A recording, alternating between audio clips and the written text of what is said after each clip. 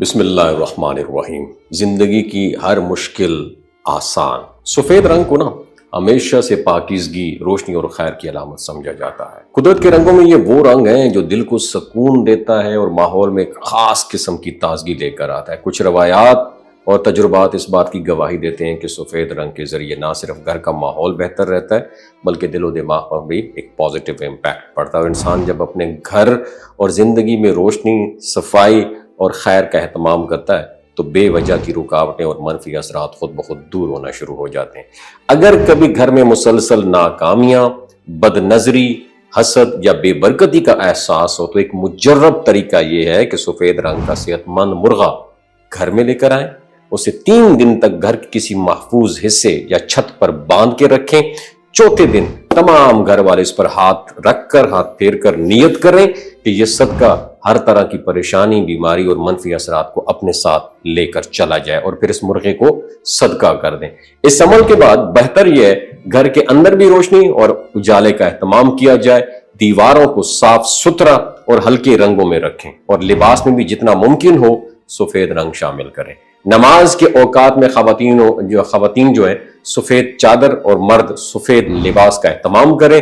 اس کے ساتھ ساتھ روزانہ سورہ نور کی تلاوت، اور اللہ کا ایک اسم ہے النور، اس کو پڑھنا زندگی میں معنوی روشنی بھی پیدا کرتا ہے اور دل سے مایوسی کا اندھیرا بھی ختم ہو جاتا ہے۔ یہ سب اقدامات محض ظاہری نہیں بلکہ باطنی سکون اور اطمینان پیدا کرنے کا بھی ایک ذریعہ بنتے ہیں۔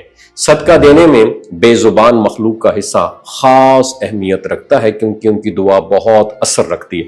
مثال کے طور پر صبح کے وقت 7 مٹھی سفید چاول لے کر پرندوں کو ڈالیں۔ نیت یہ رکھیں کہ جس دن یہ دانہ دور تک جا کر پرندوں کو پہنچتا ہے جس طرح، تو اسی طرح آپ کی مشکلات بھی آپ سے دور چلی جاتی۔ اس طرح سفید چینی لے کر کیڑے مکوڑوں یا حشرات کو آپ نے ڈال دینی ہے، ٹھیک ہے؟ اور اللہ سے دعا کریں کہ اللہ ان بے زبان مخلوق کی دعا آپ کے لیے وسیلہ بنائے۔ ایک اور آسان سادہ سفید صدقہ جو ہے وہ سفید آٹے کا ہے۔ 1 یا 1.25 کلو آٹا لے کر دودھ یا پانی میں آپ نے کیا کرنا ہے، گوندھ دینا ہے۔